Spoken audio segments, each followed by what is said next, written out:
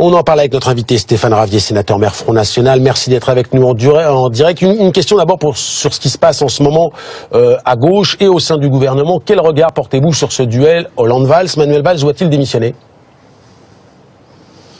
Et nous savions que ce pouvoir socialiste était incapable de maîtriser la situation sur le plan économique, social, migratoire, sécuritaire. Eh bien aujourd'hui, monsieur Valls et Hollande nous démontrent qu'ils sont incapables de maîtriser la situation sur le plan institutionnel. Cette division, ces ambitions personnelles, eh bien poussent l'exécutif à exploser au vu et aux yeux de tous.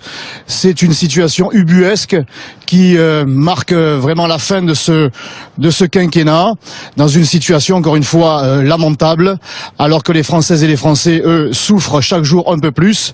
Cette division au sommet de l'État est pitoyable. Il est grand temps que le 23 avril arrive vite pour que nous tournions la page et que le 7 mai permette aux Français de changer la donne avec une présidente patriote.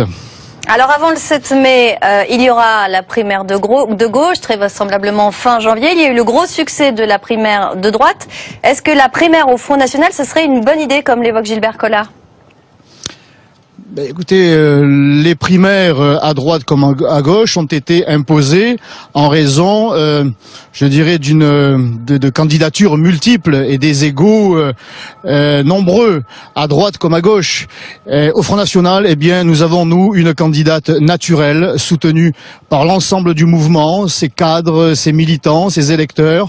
Nous n'avons pas besoin, nous, de contrarier l'esprit de la cinquième République, qui est très éloigné de l'organisation de ces primaires.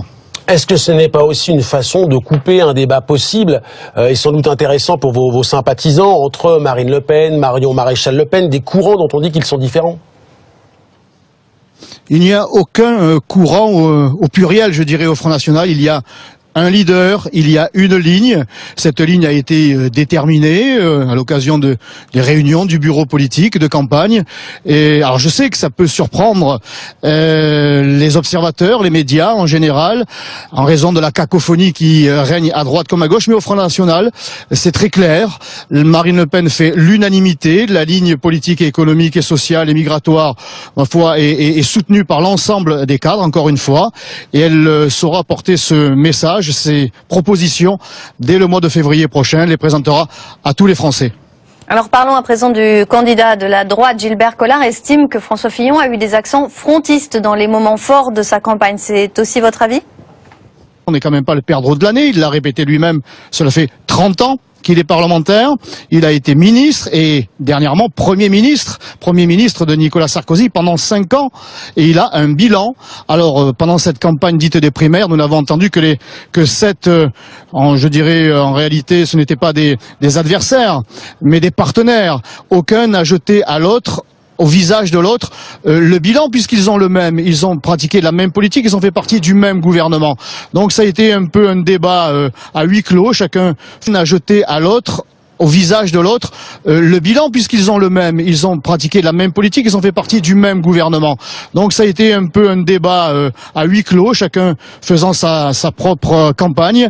Eh bien aujourd'hui, il va falloir vraiment débattre, et nous allons rappeler, nous l'avons déjà commencé, qui est le vrai François Fillon. François Fillon, le bilan de François Fillon, c'est 1 million d'immigrés de plus, 1 million de chômeurs de plus, 65 taxes de plus, c'est 12 500 postes de policiers et de gendarmes supprimés, c'est 600 milliards d'euros de dettes de plus. Voilà qui est vraiment François Fillon. Tout ça, nous allons pouvoir le rappeler durant cette campagne des élections présidentielles. Mais François Fillon, c'est aussi la défense de certaines valeurs qui plaisent à votre électorat. La défense de certaines valeurs en campagne électorale, par le verbe, par des déclarations, des prises de position. Mais encore une fois, il y a une réalité. François Fillon, durant son quinquennat, a créé, avec Nicolas Sarkozy, 65 taxes qui ont mis en difficulté bon nombre de familles françaises. Monsieur Fillon, c'est Mais ma foi, dans son gouvernement, Monsieur Kouchner, Madame Ramayad, et c'est aussi Monsieur Mitterrand, Monsieur Frédéric Mitterrand, outre le fait qu'il soit socialiste et qu'il l'ait toujours été, a expliqué dans un livre ces mœurs assez particulières, bien éloignées de la vision traditionnelle que nous avons, nous, de la famille. Merci Stéphane Ravier d'avoir réagi en direct sur notre antenne.